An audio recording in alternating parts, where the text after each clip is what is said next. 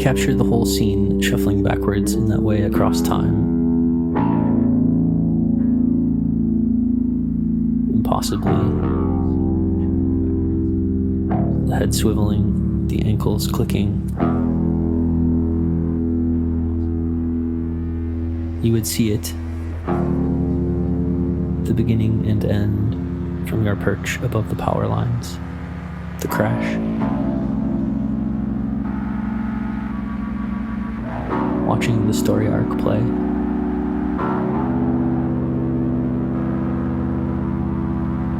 And when the first sound fades out and the colors all blend, the end of the line is straight until the last word's written. Like that's how life works. Like it all just stops there, but it isn't, it doesn't, and we don't either. Because everything before was, and these two at the same time, life and death stacked like ribs to hold the lungs and heart inside a body that rejects them, so why try? And still you float.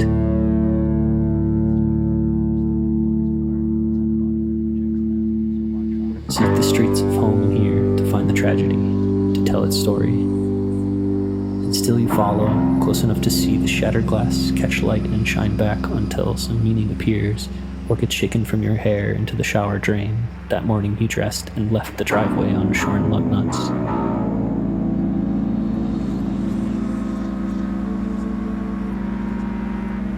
But why write the ending at all? Why not just the middle? Why not loop the whole thing always on the wall and just watch, backwards and forwards at the same time, superimposed?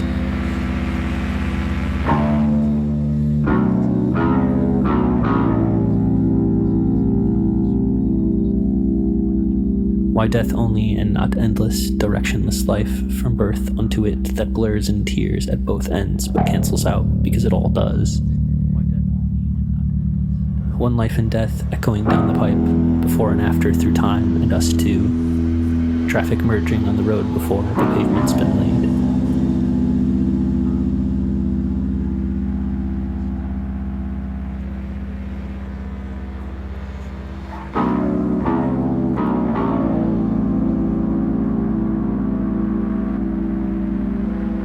You would see it,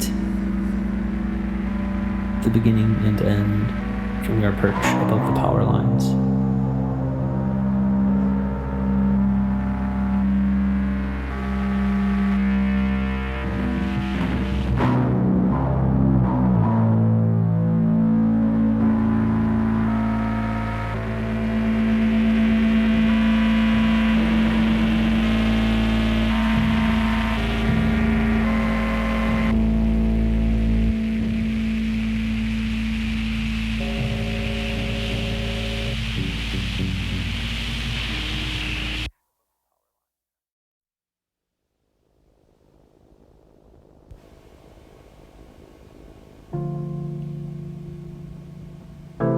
Did I follow each life, spidering outward to its end, where a thrown cafeteria chair struck glass and shattered it? How the wires inside held and made webs, and like the faces beyond, I could not touch, but stared the patterns down, looking for meaning, looking like them, for relief. I am there only in this and could not complain. I can find relief at any turn, where all around my whole life linked purpose, and no one stood between. No one tied my hands. But there again is that feeling, guilt. The deep cold sweeping upward from the lake above. Guilt, too, for feeling guilt. My breath against the glass, a ghost. Watching prison guards flee violence they freed from people they would not, because I did not know, and so I did not care. Guilt. Then all this cowering. Didn't I once feel courage? Ambling the clearing to my blind alone, 129 miles from Kinross by road, or comfort only that my father knew the woods no matter what and could find me, with or without fresh cover, scouring the landscape, safety orange and my skin bright white like snow and fire amid the forest tones, amid the harsh winds, amid the echoed howl of wolves throughout the marsh. I sat and counted bullets just in case they came for me.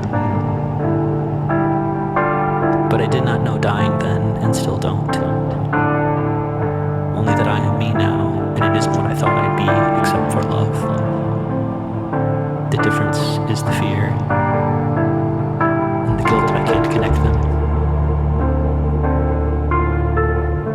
The courage, the cold air I miss here, and isn't even home now. The vision I have of your face laughing back while wind battered us there, snow to our knees and somewhere deep below either beach or water, who knows. But I felt brave again. Nothing I could or would not do to keep living with you. While the wolves bayed and the prisons nearby burned, nothing I would not do to find us.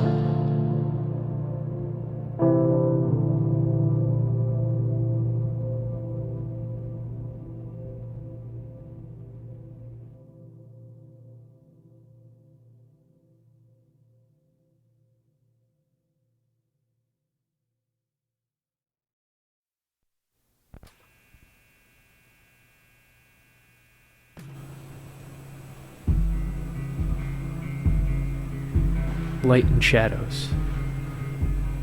I think we need quiet.